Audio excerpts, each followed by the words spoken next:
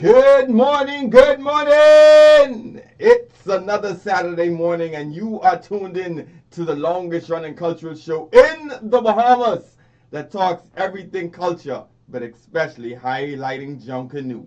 Good morning to everybody that's tuned in, whether you're on Facebook, whether you're tuning in on the radio, 104.5 FM, or you got your TV on 955 and you're listening to us. Whether you're tuning in via the radio on one of those gems of a family of an island, we are happy to have you here in the E-Shack on another Saturday morning. Barefoot, how you doing in studios this morning, man? Good morning, good morning. I'm good. I see you got meeting streetlights in the day. Listen, man, we had to call out another part two to bring in these honorees in, so you know we got some big people inside the shack this morning, right? Yeah, I wasn't with you last week. I was out of town, but I'm back. Man, you missed a good one, but don't worry, you could go on Facebook and check it out. We had two firecrackers inside here. We had Rumpa Pum Pum and Eggy Boom. Yeah, It, I was fireworks for me. but yes, definitely. We have another exciting show that's lined up, and I'm happy that you're back in studios. Everybody is coming in. They're trying to make this lineup, trying to be in. We're going to have some people that's going to be struggling, and I hope they don't get no penalty points trying to get inside here, run into the studio right now. Well, hopefully they'll get here in enough time to give us the benefit of all the knowledge they got inside their heads today regarding the world of Junkanoo. Wonderful. All right, before we go any further, let us get started with our prayer. Heavenly Father, for the gift of life, we give you thanks. For our nation, we pray for peace, prosperity, and principle, recovery and restoration. For ourselves, we pray for wisdom to use your gifts wisely, especially the gift of Junkanoo, so that we may honor you, serve your people, build better communities, and a better Bahamas, and a better world. Amen. Proud to be Bahamian. I got a proud to be Bahamian moment. A special good morning goes out to Sammy Wright, who never misses a show. Oh man, you got some people that's tuning in. Anything exciting happened for you, Ronald, in the last week that you want to highlight? Well, in the last week, just the independence celebrations that I was so proud to be a part of again, a part of that production team that we thought put on such a great informative presentation. That's good. I want to congratulate you guys for always doing a wonderful show, and keeping some of the traditional pieces in there. Keeping us connected and seeing some of the things that we have built on. Um, on Monday, there was something historic that happened.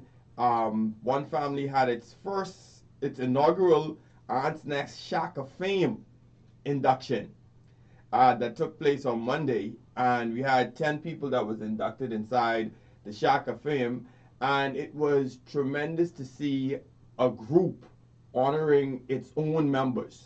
Yeah, I saw that and I certainly want to extend my congratulations to you guys on mounting that. That must have been quite a moment for those members of the group that you honored. Yes, definitely. And it was so fitting. It was so fitting, but also it felt you could feel the warmth inside the room. A lot of the people who you haven't seen in such a long time was there. A lot of the foundational members was out being inducted inside that Shack of Fame. Also, four of the inaugural shacks that started the group was inducted, as well as two of the longest standing or longest sponsors of the group was also inducted inside the shack. So for that was my highlight for the week coming off those Independence Day celebrations. And it was important that we honor those people who founded the group, who kept the group going, and who are at the point now where it's time to pass the group on to the other young people. One of the things we did with the independence celebrations this year and in the past several years is we bring in new talent. This year we have a new script writer, we had new videographers, we had new talent on stage, Yeah. acting and presenting. And so it's important to pass this information on, to pass the skills on, Mhm. to ensure that it continues at the level that we want it to continue at. Yes, that my man, that is tremendous, and also too, with passing the skills on, you get I like to call it there's a balance of the older wisdom and the younger energy. And that's key. Yes. You see, because there's this train of thought that you got to push the old people Yeah. Unless the young people sit at the feet of the older people to understand what it's all about, Hmm. then you're defeating the purpose. So you have to merge the two worlds, and one benefits from the other. That is so correct, Ronald, because I'm telling you, yeah, you could come with that new talent and that new energy, but also sometimes you need the wisdom of knowing just the correct timing of when to introduce it and how to roll it out. And that's the lesson we want the country to appreciate. We cannot carry on these things forever. There's going to be a point in time, whether by age, by sickness, by whatever, somebody else has to step up and take the mantle. And we've got to prepare the generation coming to take that mantle and carry it. Yes, ladies and gentlemen, this morning we have a very special show for you. And we'll introduce our special guest when we return. We'll be right back. You tune in to Junkanoo 242. See you after the break. From the Junkanoo archives on the Junkanoo timeline, the year was 1983. That Boxing Day, a new group appeared on Bay.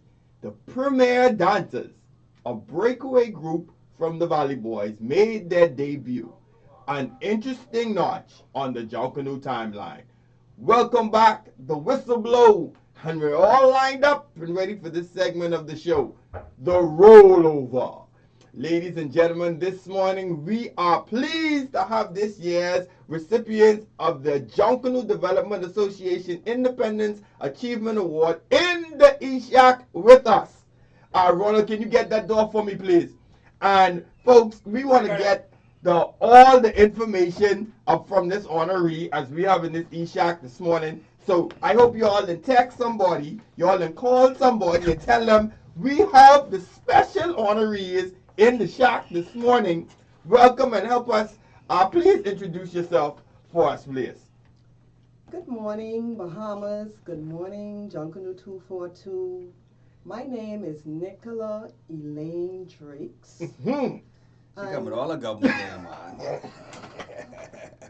I am a member of the Shell Saxon Superstars. Mhm. I grew up in an area called the Hilltop on Meeting Street. Oh my. And that name, Meeting Street, Mhm. that has a very important history. Meeting Street was a street where, in Junkanoo specifically, when there was any event taking place, most of the Junkanoo groups would pass through Meeting Street to get to that event. We're talking about Guy Fawkes. If they're heading to Bay Street, many of them, they come up Augusta Street, they come up West Street, they come up Nassau Street, they come up Blue Hill Road, they would pass through Meeting Street to get to Bay Street. So, and that area, we had a lot of Junkanoo icons coming from that area. Mr. Walton Sachs Taylor, Miss Sandra North, and Miss Ali Nash Richardson herself. I just want to say. She was like a big sister to me. She's called them the Hilltoppers. The Hilltoppers is correct. She inspired me, but my greatest inspiration came from Miss Sandra North. She was my mother's best friend. She was also a recipient of this jacket many years ago. She is passed now. She's the late Miss Sandra North. She was like a mother to me. Mm-hmm. And at that award ceremony, I was sort of emotional because many of the persons who were responsible for my Junkanoo journey has passed. Oh. Many of them. Just to name a few, like I said, Miss Sandra North, Mr. Willis Kool-Aid Bain, Mr. Victor Juju Johnson, Mr. Percy Paul, who was my builder for some 30-something years. Oh my. And also Trevor Bubbles DaCosta. Wow. Of course. Like I said, Willis Kool-Aid Bain, Dr. Philip Slimy Thompson, and some others. They're past. That's some legends you yeah, out there. they many of She them. couldn't duck it. No, that's like I said, Junkanoo, I just couldn't duck it. With being under the wings of persons like those names that I just called, they were very instrumental in my Junkanoo journey. So tell us, if you could remember, how do you remember yourself being introduced to Junkanoo? Well, like I say, as a little girl, I said a lot of the Junkanoo parades, a lot of the Junkanoo groups, because it wasn't a parade like that then. Like any event, there was even like for politics, when they have persons who have been, wanting, they would have their Junkanoo, come along with them when they were nominated. Okay. So any Junkanoo you hear, I would grab my shoes and run to the corner. There was a little alley that we lived through. And I would, as soon as I hear that drum and them cowbells and the whistle, You know what time it is. I would just grab up my shoes and I would just run to the end of the corner and just jump in that group, And then there was another lady who was my neighbor. Her name was Miss Oriel Strawn. I was the type of child, anybody who was heading to Junkanoo, I would latch on to them because I was my mother's only daughter. And when she went to work, like, we often say it takes a village to raise a child. Well, that is what it was. So a lot of them looked out for me. They took me along with them. Even Andrew Manifesto Burroughs. He was like a big brother to me. You was on him? Yeah. You was on him? He will tell you that. More than Festo. You know, He was headed, down the road in Money Alley. headed down West Street, and a very friend of mine, like she's my sister, Miss Janice Cecile Johnson Longley, and Sally Hutchinson from down West Street. We were the young girls who would, Andrew Manifesto was like our big brother, and we would go to Junkanoo with him sometimes too. And he would make sure we get home safe and what have you, and to Gombe, when they used to have Gombe on Bay Street.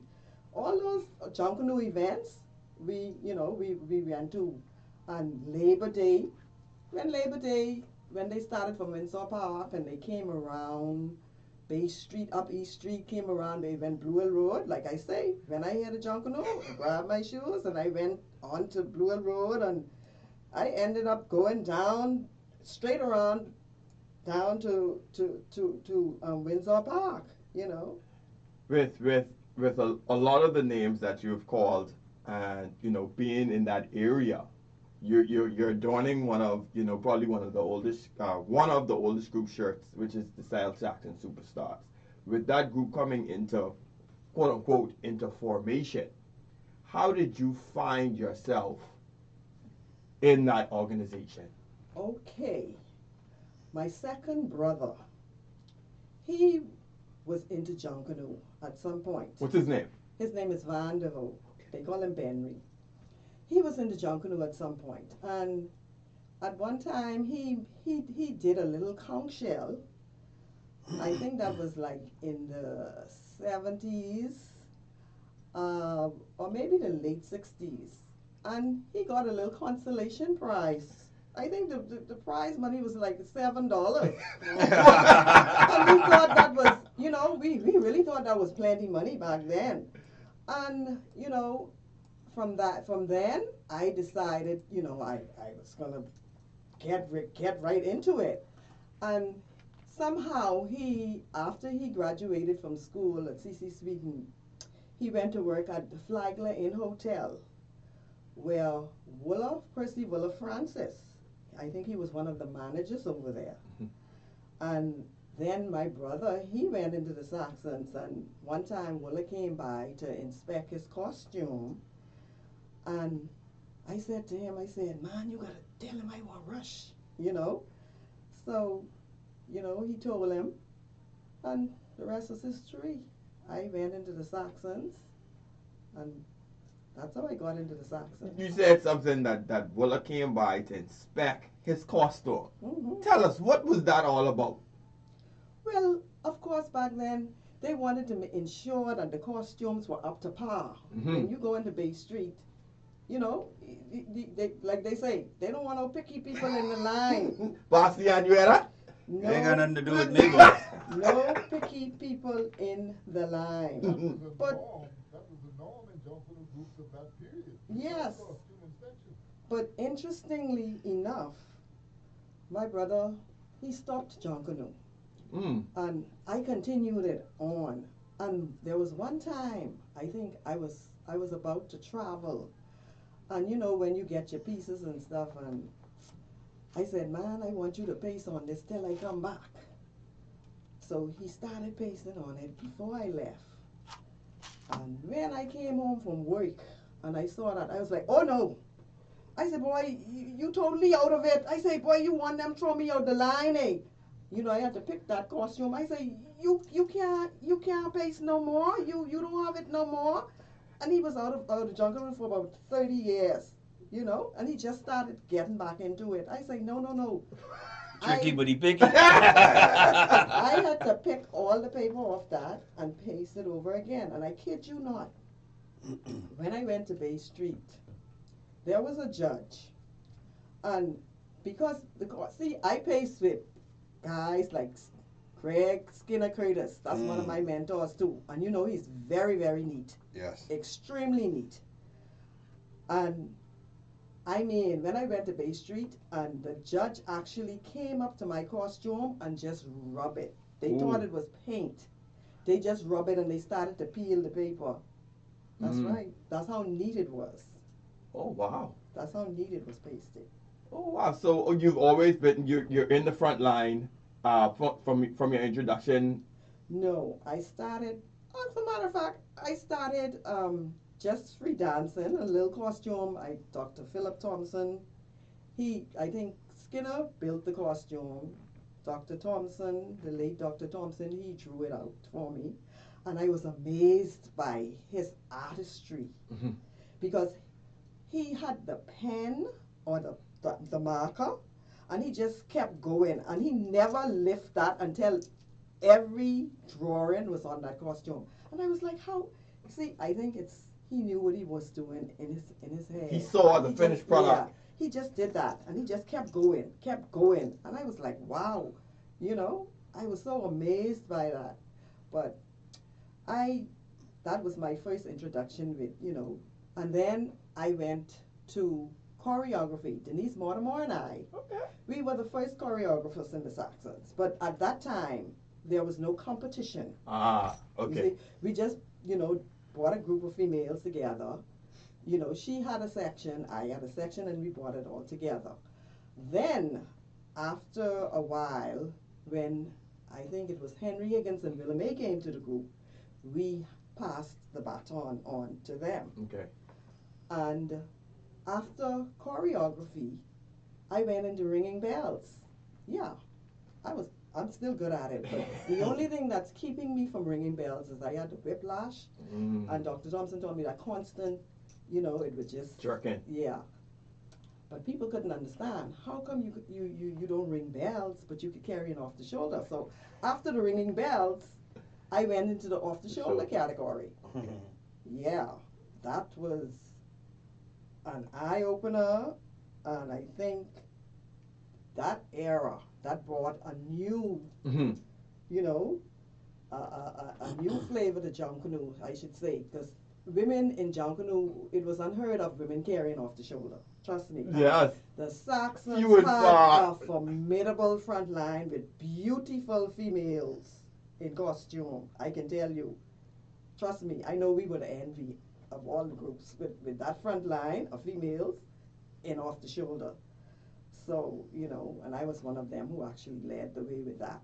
So, and I also assist with some of our administration, you know, and the young ladies, you know, and I just, wherever I'm needed, How was it for you making that transition from the choreograph section or being that naked dance I would say in the girls section to now in the off the shoulder section for you carrying a bigger costume, more weight, more artistry? How was that transition for you?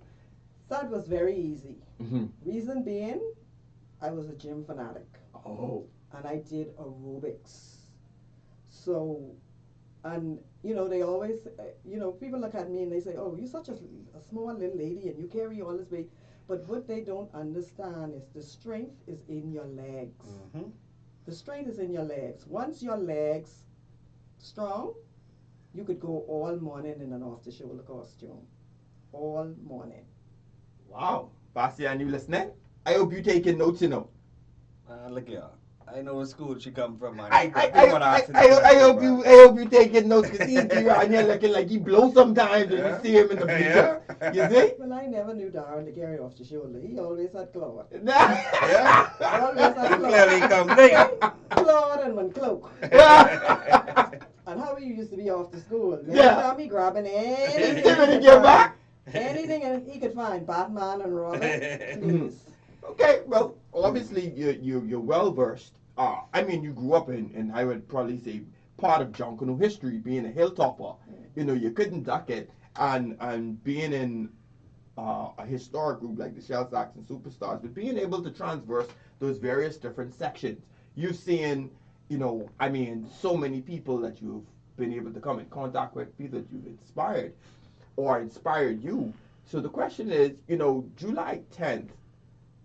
How did you feel receiving that jacket? Oh my God. It was exhilarating. It was excitement. I felt blessed. I felt honored.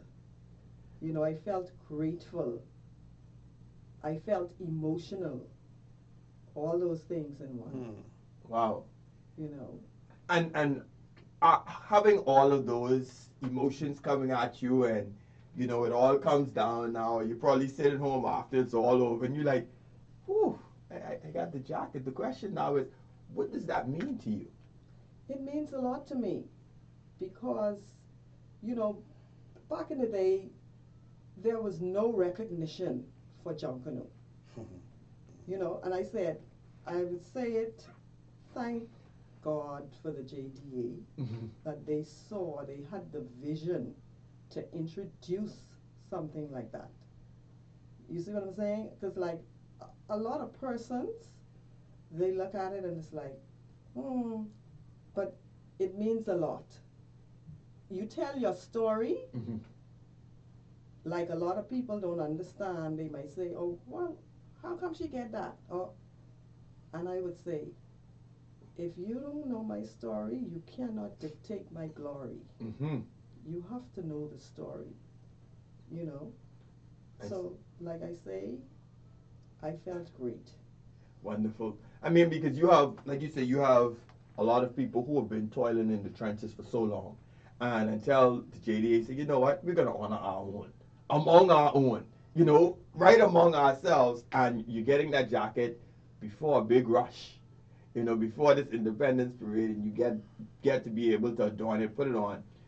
What do you tell the people who probably do feel nobody is noticing, or they're discouraged and they're not doing it quote unquote for a jacket, but they've been in the trenches? You know, they're still in the trenches and they're doing the work for the craft, similar to you, because they love it. They fall in love with the artistry. What do you tell them to kind of motivate them to keep going? Well, look, when I started Junkanoo too, I wasn't really looking for a reward, you know, because there was a time when I was on Bay Street. A lot of judges came to me and they was like, "Where your number?" And I was like, you know, I didn't even realize I should have had a number. And they was like, "Oh my God, girl, because you look good. Your costume is so. How come you don't have a number?" And I was like, you know, it didn't matter to me. Like I say, I just wanted to be there, and I love Junkanoo. But for those persons who are feeling like they've been passed over, and you know, and they've been in the trenches for so long, continue and just try to, you know, write your story. I keep telling them, only you can write your story. You know, nobody can do it for you. You would have to say, you know, what you did and how you started, and you're still active, and like I said, there are other things that they look for. You know, you do community work, you assist other people, you have good character, you understand me? So I tell them to continue to do well and just have a positive attitude. Oh man, this is good. I hope you all paying attention, Bastian, because she didn't tell you how to carry it off the shoulder. Make sure you strengthen your little toothpick leg. Okay? Then she didn't tell That you. sound like a hater to me. She tell you keep on working. Yeah, No, yeah, but boss. no, but this is good, and I like how you really able to transition and keep on going through the various different sections.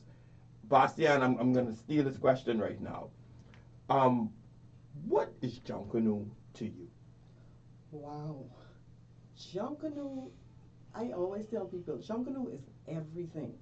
It's entertaining, it's informative, it's educational. Like any subject you can find, Junkanoo would be a part of. Physics, history. Because when you think of a theme, you have to go in every direction. All those things you have to think about. And people don't understand it. There was a time when I was walking to work. I worked at a financial institution downtown. And I had to pass Central Police Station. And there was going to be Junior Junkanoo was being held on Bay Street. Here comes the officer walking out of Central. This is what he's going to say. Oh, we have to go there to work this Junior Junkanoo. I so hate Junkanoo. And when he said that, I forget I was going to work. I spin around and I say, what did you say? And you know, I was late for work that morning because I stood there, and by the time I finished talking to that police officer, I had him convinced, and he changed his mind about Junkanoo. Mm-hmm. I said, you realize what you said? You know? I say, do you realize what you said? I say, Junkanoo is educational. It's informative. It's entertaining. You know, and to me, it can be relaxing because like I normally I took one time when my mother was ill, and when they used to build the off the shoulders all in one, they didn't slot. Okay. So here it is. I had this big old off the shoulder, and I had to take it. I took it home because I know my mom was ill, and I had to be there with her. So I had to got Percy Paul build the costume. I brought it home. The crates that they use. I put that on my bed. Can you imagine 4 crates? And to pace, I lie down, and I had them on the crates, and I was like this, just pacing, pacing. Serious. We're gonna get into the story. We're running to our break. When we get back, we're gonna continue this story with Miss Drake's. Oh, one of the JDA's 2024 Junkanoo Achievement honorees. We're gonna run to our break. We'll be right back. From the Junkanoo Library, filed under H for honor. On Monday past, one family introduced their Ansnas Shack of Fame.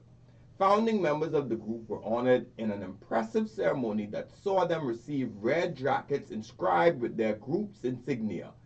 Let us all recognize and honor those persons around us who have made a tremendous contribution to our Junkanoo experience. There can never be too many ways to say thank you. Our Junkanoo. We're so proud of it. Well, we're all lined up, ladies and gentlemen. This morning we're pleased to have this year's recipients of the Junkanoo Development Association Independence Achievement Award in the E-Shack. In case you didn't know, we got Miss Nicola Drake's in the house with us. If you want to call in and congratulate her, 325-5403, 325-5404, 325-5405. And in our family of islands, you can call us 1-242-300-8255. And if you have any comments on Facebook, be sure to drop them in. We will get them read for you. We were talking about you coming up in Junkanoo. Some of the things that I want to say, some of the things that you've seen, some of the things you've had to do with costuming and various different things. From your inception to what's happening now, what are some of the changes that you've seen, early on, and now it's like, they're no longer present anymore? Some of the transitions that you've had to go through when it comes to just costuming and various different things.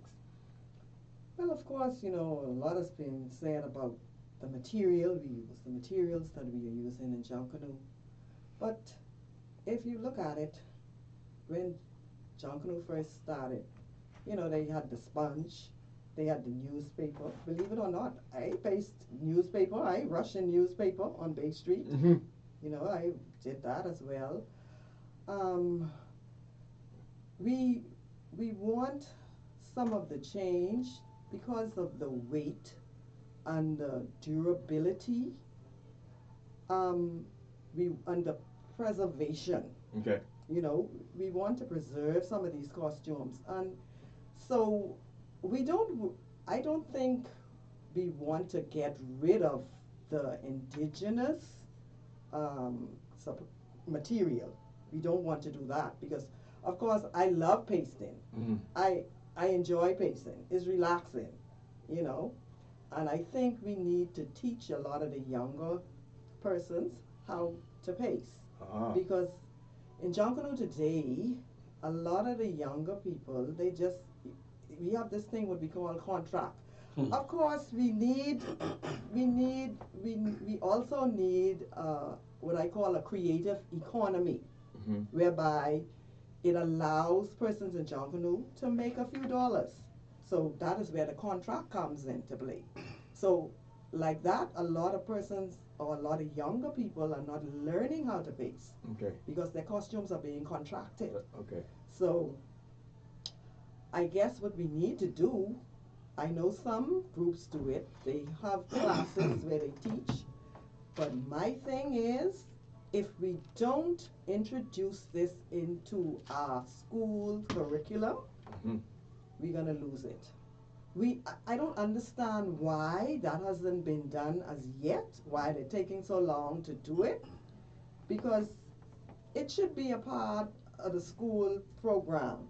Teaching, because take for instance, just for junior Junkanoo, you know, I went to Government High and I had donated some stuff to them. I went there to deliver it. And, you know, I saw the kids there and I was like, they're in their school uniform and they're there. This should be a part of the curriculum, just like PE. When you bring your PE kit and you change into your PE kit and you do exercise and PE, then if you come in to do Junkanoo, you bring your clothes, you change your clothes, and you have that as a part of your school curriculum. You know, we have a lot of persons in Junkanoo today who are well and able to go and be an instructor at any school, you know, to teach these kids how to pace and how to do Junkanoo. You know, there's no reason why we can't do that. I don't understand why it's not a part of the curriculum as yet. If you had to change some things about Junkanoo today, how I don't know, how costumes are produced, how we engage Junkanoo, what would they be? Oh, wow. Change some things. If you had to, if there's anything you If thought. there's anything I would change.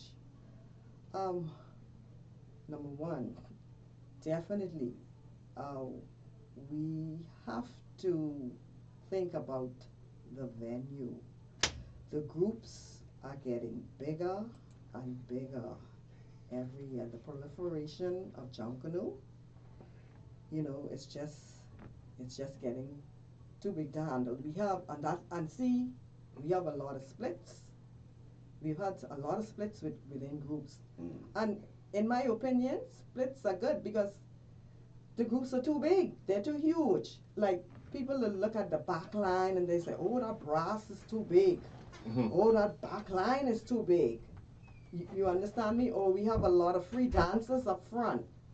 And, you know, they saying the music is being disjointed. It's not, you know, coming off properly. So, but we also have to look at sponsorship. We don't have sufficient persons to sponsor all these groups because I think every group bleeds the business community. The corporate community. Yes, the corporate community. Every group, and we don't have so many. You know, it's just only so many persons we can look to for sponsorship. So that that is one of the things we can change. And then, of course, the size of the lead costume. I was waiting for you to say that. 'Cause, She said the group's getting bigger, and I asked myself Yeah. the question: is it the groups or is it the costumes? Yeah, well, Because you all the want group- 80 wheels on one costume. The groups as well, because if you look at the number of persons in these groups, Yeah. they're growing. Mm-hmm.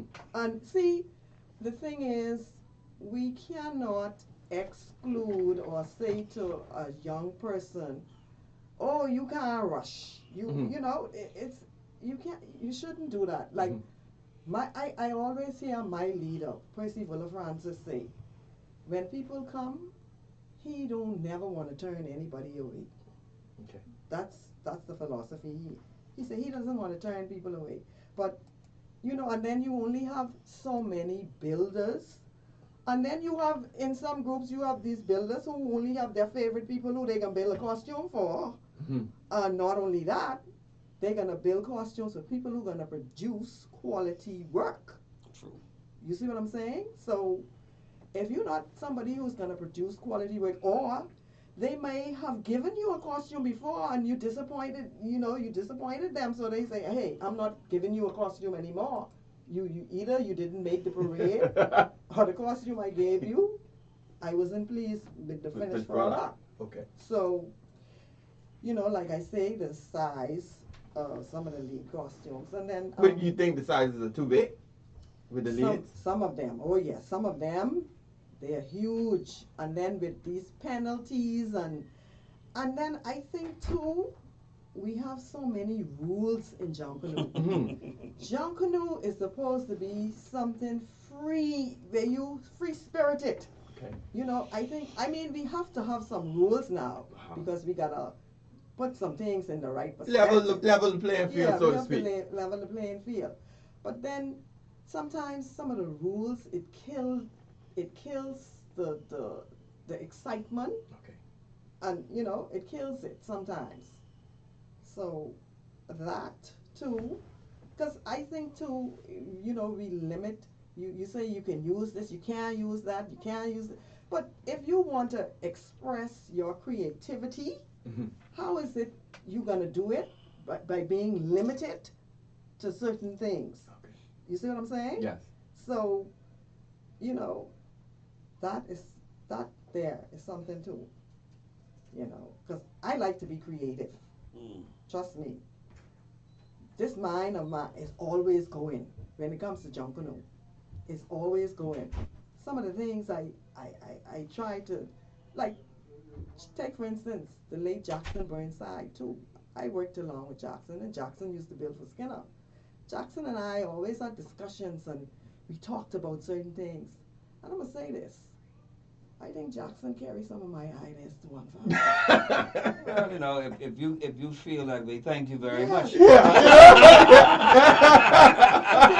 Because we sat down on a number of occasions, and he said, "Boy, Nikki, you're right, I say, "Yeah, Jackson, that's it." So that We all one family. No. I have relatives. I don't think you were here when I introduced and I said to my Saxon relatives. I said relatives. We all one family. Relative. Yeah, I Isn't know. your relative your family? Isn't your relative your family? That red jacket, what I saw there, they were all Saxons. Came out of the belly of the Saxons. Like you say, in your belly, your family, all came out the belly of the relatives of the Saxons. Family, all one family. All right, we got a phone call on the line. Good morning, hello. Hi, good morning. Good morning. To all of you, and I was calling in to congratulate my namesake and former schoolmate on her well-deserved aqua jacket. Nikki, of course, this is Nicola. Yes, thank you, namesake.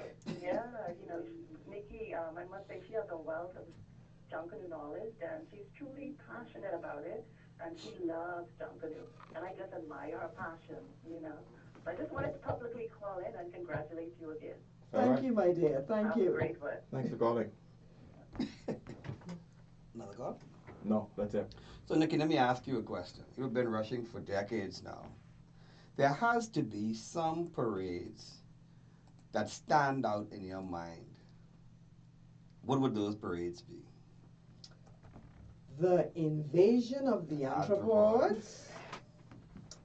arthropods. I think it was the one with the HMBS Flamingo. HMBS Flamingo, yeah. It was the Valley Boys, Britain. Also, it was the Valley Boys, Roman. Rome. Oh yes, Rome.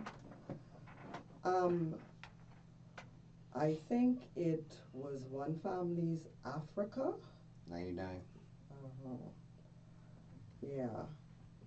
Those, yeah. Those were the parades that really stand. But that invasion of the anthropoids.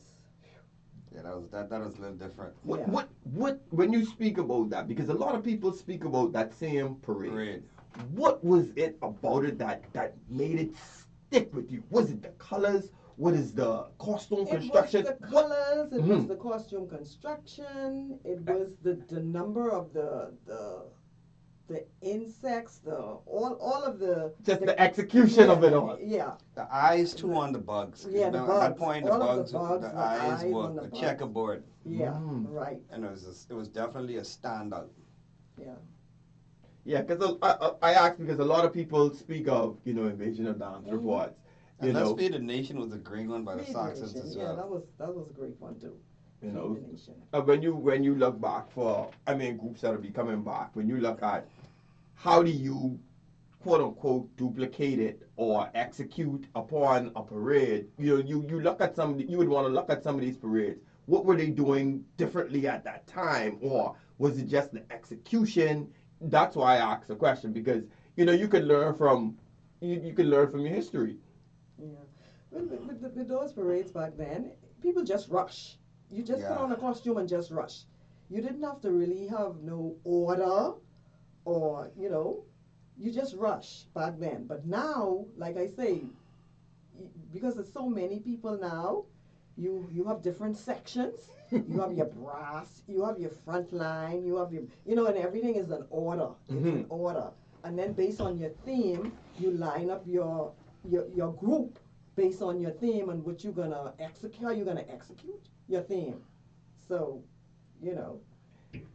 Oh, we have another phone call on the line. Good morning, hello. Good morning, Good. Nicola. This is Deborah Jackson, your co-sister Oh. from years ago. darling. What's happening? I just want to commend you for your consistency, your dedication, and commitment to the craft of Junkanoo. And I'm so honored for the award that they gave you the other night. It's Thank you, well Debbie. deserved. Thank you, my darling. Thank you, You're Debbie. welcome. I just thought to call in and let them know I will in for you. Thank you. Well, of course, I'm the rose among the thorns in here. Okay, take care. All right. Nikki is something else. No, this is good, and a lot of the callers are speaking about your consistency and your commitment to the parades and to the craft itself. When we spoke about some of the things that you'd want to see in terms of sizes of the groups, and we spoke about sponsorships, do you think that we've made this craft too expensive? In a way, yes. But on the other hand, when you're in a competition, you gotta go above and beyond. Okay. So, it all depends on the individual. It all depends on the group, how far they willing to take it. So, when you're in the game, you got to do what you got to do. Yeah. Especially if it's a competition. But yeah, there are things like me. What I do, not to make it so expensive for me, I look around for things during the off season. And based on the price, or you just look at strange things and you say, hey, I may be able to use this in Junkanoo sometime, maybe in another year or so coming. So like like Junkanoo, like I say, it's creativity. In your mind, you just, whatever you see, you get, and you could use that. You just have to be creative with how you use it. So you don't have to be, it's all on the individual, You don't have to make it as expensive As it is. as it is. That's my Which point. brings another question, That's right? Which begs another question. Do you think today's junk, we're using less creativity today than we did Very good question. in previous years? Yes, we are. Yes, we are what? Using less Yeah. creativity? Um, Or are we less creative today than we were? well, we, in some way, when you say, in terms of using things, we may be less creative today. Mm-hmm. But we are more creative because, when we want to bring a theme today, we have to be more creative. You think so? In order to make it, yes. In order for us to bring that the way we wanted to bring it, we have to be more creative. Because if you're saying we're less creative, then that means we're not moving. We're just there. If we're less creative, we're not moving. We're just using the same old. But look at it. People go to the store, buy the same thing, use the thing the same way, right? And essentially look the same. Well, I know what If you're you- getting at. You're talking about the feathers. People Like, just use that. it ain't just the Ain't feathers. just the feathers. And the decoration. I guess that's what you're really talking about. No, I'll make a better illustration. One of the things I would allude to your point is, and I almost agree with you, is because so much you spoke about, you would see things in the off season, right? And you would say, you know what? I don't know how yet, but I could tie this into my costume, Something, right? right? But now people are like, oh, I just go to the shop and I can find something there. So it's like less creativity because, oh, this shiny or this stuff in the shop. But with your creativity, what you had to do is like, oh, I can tie this in. I don't know how. Even when we talk about themes that stand out, right? Themes that stand out. It may not be how bodacious the costumes is, but it may be the attention to detail of how certain colors was used. Like how he recognized the eyes were buffed and they all was checkered. That creative detail stuck out and, it stuck with you. Okay, I think what Darren is talking about,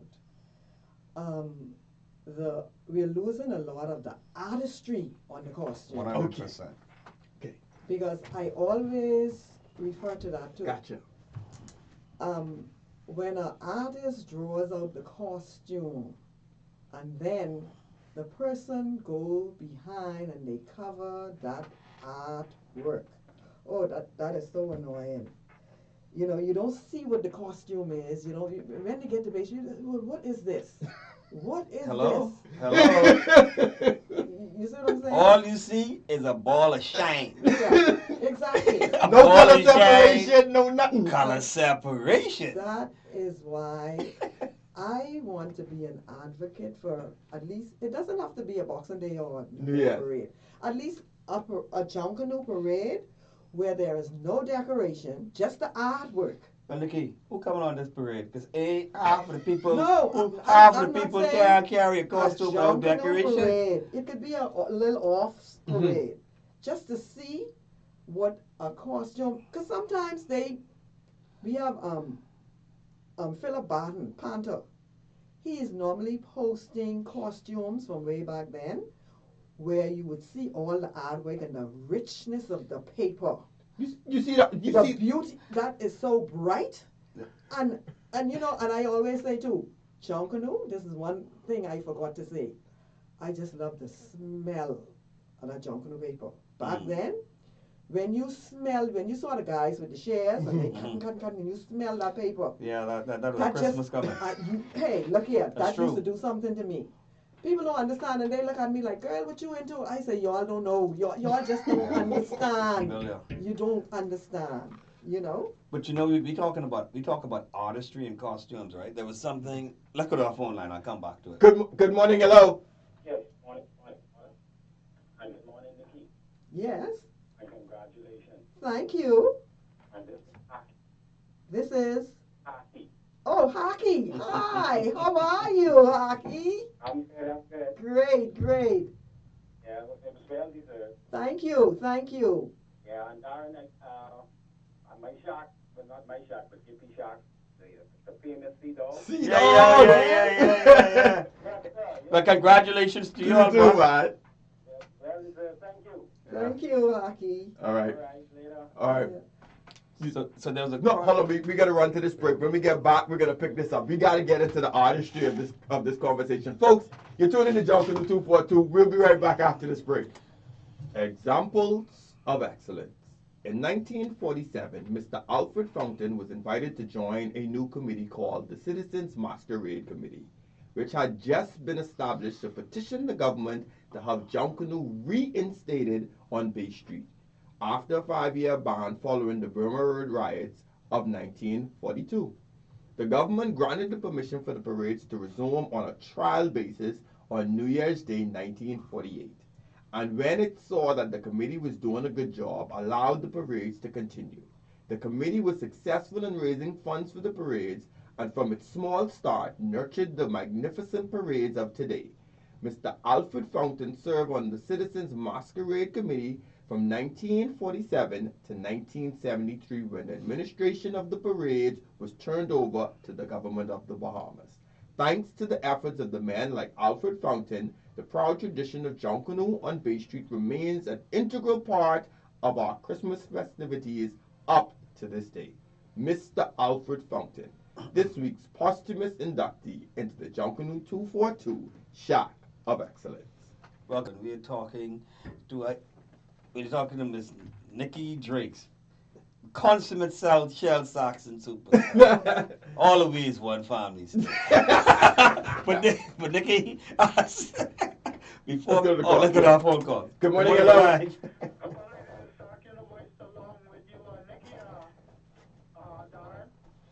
Morning, Braven. One thing, right? For somebody would look, for some of your grandchildren would left the accent, you're still in line to blow whistle in the manner in which it should be blown here.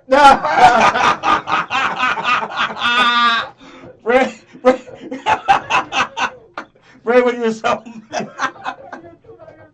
listen to you just about every morning when I don't go to church. I would listen to you before I go to church. Nikki, you all right? Yes, Brian, I'm great. Thank What I you. want to say, right? Wow.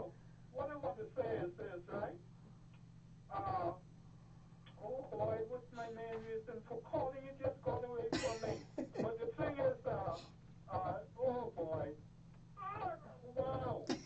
I wanted to say something and it just got away from me. But, oh Lord. Anyhow, Nikki. Yes. Congratulations, man. Thank you, thank you. And guess what? Don't you leave, okay? No. Okay. Hey, Raymond. She don't have to leave. She Raymond. can just transition. No. Raymond. Raymond. Yeah, what you say now, Darren? Now I can tell you, I ain't supposed to tell no one this, Bray, but you just slipped me an application form for one family, Bray. Raymond, you know the answer, right? Never. Anybody who knows me, they know just where my heart lies. If you do that and you go with one family, you still the grandchildren. You can slip me the application, but I don't have to fill it out. You know just where that would go. Take care. Okay, thank you. Your question. So Nikki, before during the break, we were talking about the artistry in Junkanoo, and we started out this conversation about what is happening to the artistry in Junkanoo. Why do you think? Well, first of all, do you think we're losing it, and if so, why? Yeah, but we losing it because we're covering it up. If we're you know, we need to see it. The only artistry I think they really see is the ones on the probably the step down and the lead costumes. But you know, when it comes down to the other parts of the group, because you have some young people in Junkanoo, they, you know, when you give them the costume, they take it home and then they do what they feel like doing with it. If they see something, man, I ain't listening to him.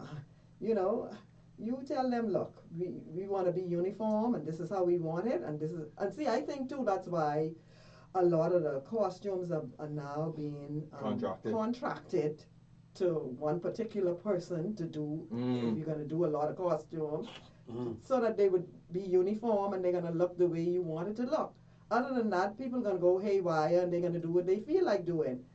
So we need to get back to inspecting the costume. well, that's what you need to do, then that is what you need to do. Quality control.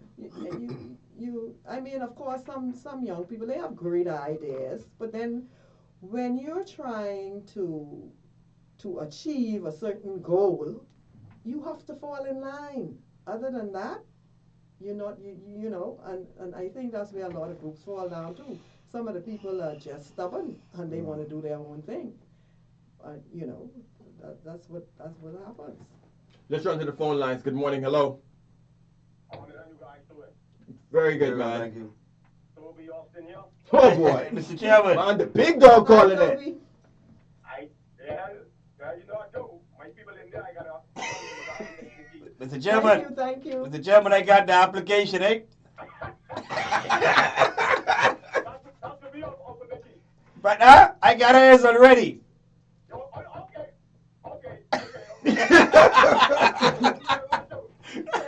He would like to have my application. That's what. Okay, yeah, man, I just want to call in and congratulate Nikki on, her achievement, of the aqua jacket, right? That's a great achievement. And then being a woman, because a lot of females think that we always beat up on a lot of men, not females, you see? But let me say publicly, right? I keep telling my members, right, and the practice, right, that they always come complaining, but this not like, listen, gentlemen.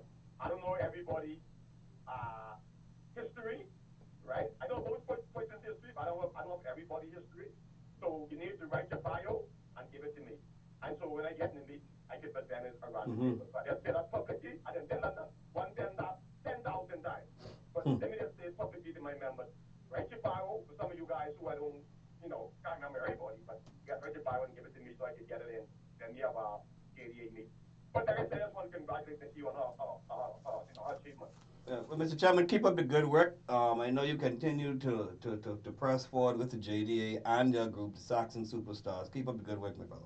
Thanks so much, I appreciate it. Yeah. All right. Artistry, Junkanoo artistry. We've talked about a lot of conversations. We've talked about a lot of subject matters.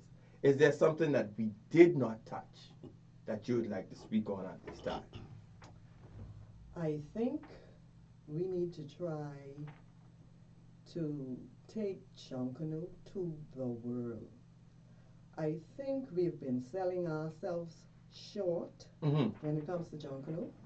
Junkanoo, in my opinion, should have been further ahead than what it is today. There's no reason why we have a lot of players. We have people who could be directors. We have people we can explode on the world stage with Junkanoo. Why is it that we still caught in a rut just amongst ourselves? We just like we're fighting amongst ourselves. We're not trying to explore and take this creativity to the world. Okay. We need to do something. Junkanoo could be, we could just blow it out the water. The music, the artistry, everything. There's no reason why we shouldn't have people fully employed, comfortably employed, with a lucrative salary from Junkanoo. I just can't see it. Why? All we do is we go to Bay Street from year to year. We work hard producing these beautiful costumes. At the end of the day, we throw it aside we get rid of it, gone to waste. What? Come on. We have enough people. We need to look for opportunities to expand Junkanoo, to get an investment from Junkanoo. Why? What is keeping us back? This goes back. This goes back to the question: is have we made it too expensive? Let's go to the phone lines. Good morning. Hello. Good morning. Good morning, sir. First and foremost, let me say to the two directs, the principal tell me keep eye on yours. Oh, it's you. In a very respectful manner. Congratulations in the absence of the principal. You're something else, Les. It's him. Okay. And secondly, congratulations to Nikki. Thank you. For your achievement, receiving the Independence Junkanoo Achievement Awards. And it's an excellent conversation that you are having in there. And particularly when she spoke about the smell of the paper. I can remember the first time I went into a big Junkanoo shack. It was the Viking shack in the old Garden Citadel right there. Used to be on Nassau Street. I was a Viking at the time. When they used to use flower pop. Yes. Flower pop in the paper. I don't think nobody could stand. That was just amazing. The smell when you walk into a shop and you smell that. So I don't know if you get the same scent now when you go into the shop. I don't get the same scent. You get contact now more so. Yes, contact. Yeah. And you got to protect yourself from not going because that's dangerous. Yeah. So it's an excellent conversation. And once again, congratulations. Thank you. Thanks for calling in, Les.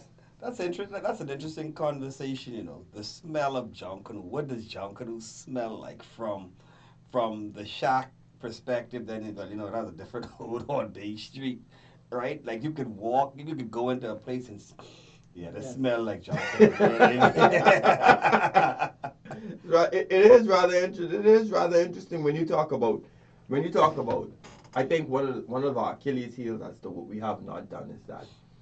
And it was Stephen Bay and Eddie Bong who was here last week. Why we're stuck in this rut, my observation is that we have not come to a consensus as to what, when we talk about Junkanoo and then Junkanoo parades, all right?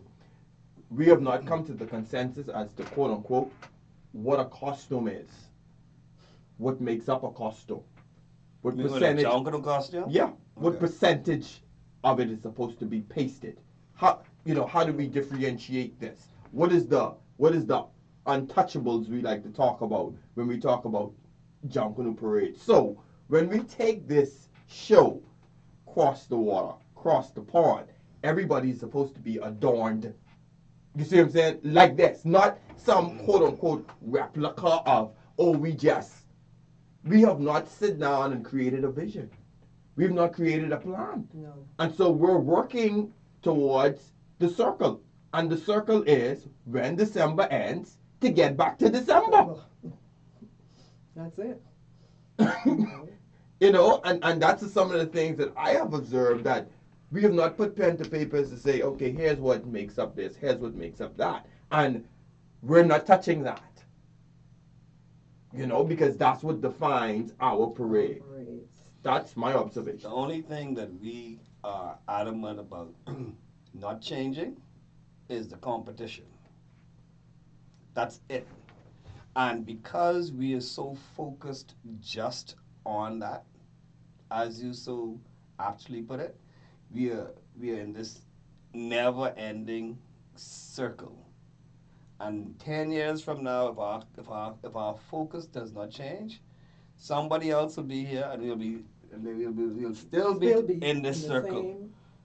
Same position. And I think for a group of people who are so wildly creative, talented, who create these masterpieces, who are geniuses unto themselves, it is a pity that we refuse to break this circle and go in a straight line. That is one of the greatest tragedies of Junkanoo today. Yes. I agree. So that's Totally agree. that's some of the markers that we have to start plotting out and putting down pen to paper.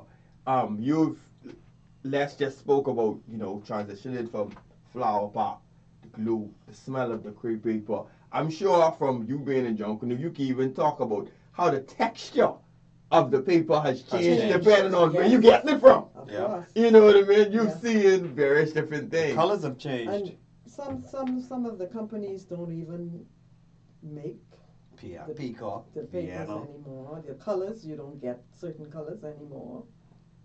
So all of that has changed. We're talking about the paper. Look at our flag. We can't get the colors right with that. And it's about putting standards in place where we say, no, here's the standard. Yeah. Mm-hmm. Hey, yeah, the group may grow, but here's the standard. And you put mechanisms in place to where as, okay, you don't want to follow the standard, well, we're going to have to see you later. Mm-hmm. That's a societal problem that we have. We don't enforce the laws and the standards. We allow people to do as they wish with wish. them, and we don't pull them in line and Exactly. say, no, that ain't it, that ain't going. And see, one of the questions I had for you is, do you think that we recognize the power that we have with Junkanoo? And I say that because when the police was walking out the station and he talked about how he felt about Junkanoo, and I sure you was able to break him down and tell him the various different subject matters it touches, the people, how it's a therapy for some people, how it's able. Do you think holistically we recognize the power of what we have with this art form? No, we don't. Nope. We really don't. Some of us do. Some of us who are passionate about it, but the majority, no. Because if we did, we wouldn't be in the position we're in today. And we probably could have been further ahead. And why I say this is because we speak about, I don't think we have the respect for it. Ah, there you go. There you go. I don't think we respect it enough. I don't know if that's it. I will elaborate after the break, and I want y'all to chime in on it.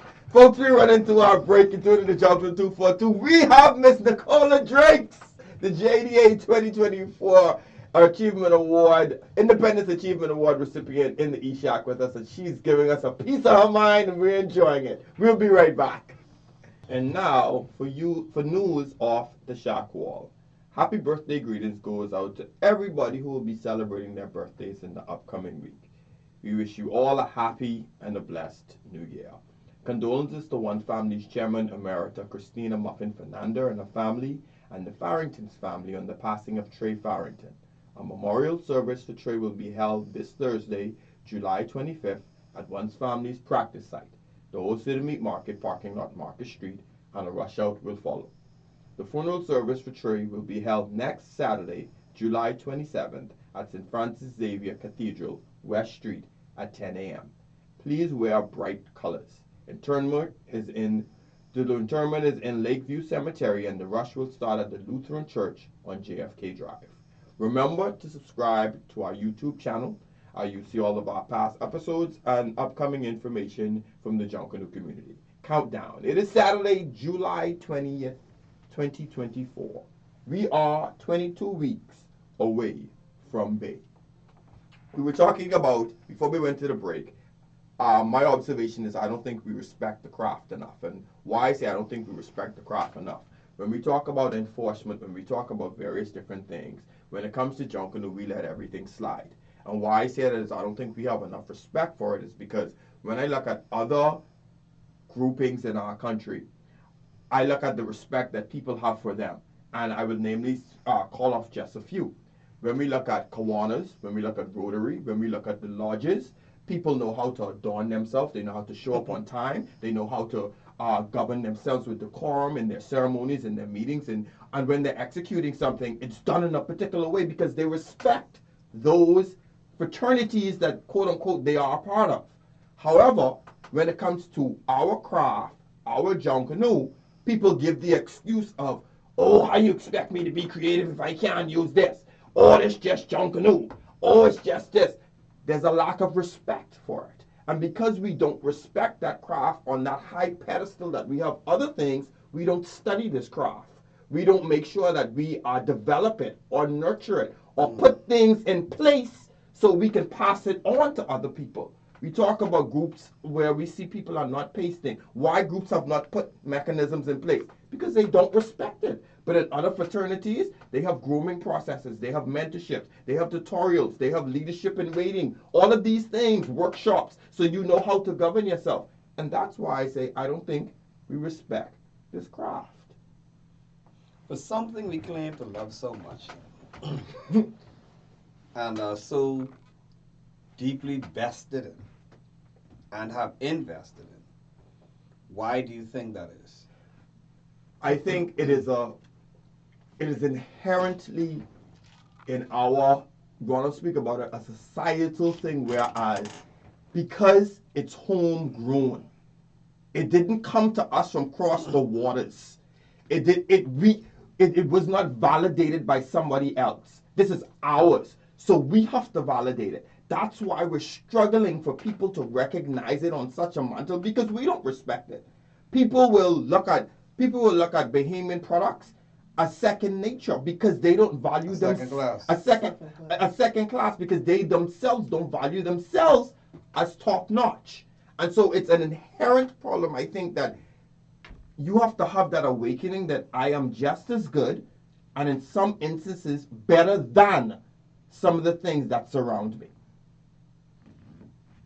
Yeah, well, like you say, they don't respect it because I think a lot of them feel like they are not getting anything in return. So, hey, I'm only doing this for fun. You hear that? You hear that too? I'm only doing it for fun. I'm not getting paid for this. So why should I go above and beyond and so But you show up to your Kiwanis meeting on time, yeah. properly adorned, and you're giving your money and you're donating things for fun out of the kindness of your heart. So why don't you bring that same decorum to Junkanoo? That's just it. That's just how people think. If they're not being paid, they're not going to be that much concerned. They're doing it because they are being allowed to do it. If you go to that lodge, brother, if you don't fall in line, you are dealt with. Exactly. You won't be in life. And that's true.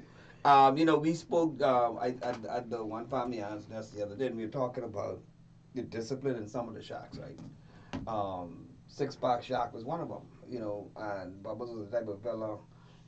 Big man, if you don't follow the rules of this shack, the rules of this shack is governed by you don't come here. You can't come here. You ain't welcome. You ain't getting we won't let you in the yard. And this is why when some people say, "Oh, well, you can't tell people this and that," and yes, you could. You're not entitled to rush with any Junkanoo group. It is a privilege. Just like how you sign up to go to Boy Scouts and be in the Royal Ambassador Band and all of these things, you get your uniform. Mm-hmm. And here's how you do it. And if you don't, like you say, you won't be in the line. Exactly. It is. the fact of the matter is, it's where we at now in Junkanoo is win at all cost. Yeah. Come as you want. Yeah. Do what you want. Once we get the W. And, Forget about the standards. I think it all comes with maturity. One has to be matured in order to understand certain things. Because a lot of things that happen today, especially with violence, and if a person was matured, they'd walk away from certain things, or you come in a shack and hey, the rules of the shack is X, Y, Z, and if you don't agree with it, then like you say, leave or don't come. You understand me? There are certain things you need to understand, and you have to be matured enough to deal with it and do what is supposed to be done. So it comes with maturity. Wow. Because you have big grown men and women you know, and sometimes you just don't understand why they act the way they do. You know, everybody trying to fall in line, and then here comes one person who is going to spoil everything. You know, immature. It's just maturity. Wow. Madam, you've come and you've opened up your brain and you've laid it on the table for us. You tell us about your experiences, some of your recommendations. What last words you'd like to leave with us before we part this show? Junkanoo, Junkanoo, Junkanoo. I just really want to see Junkanoo move to the next level.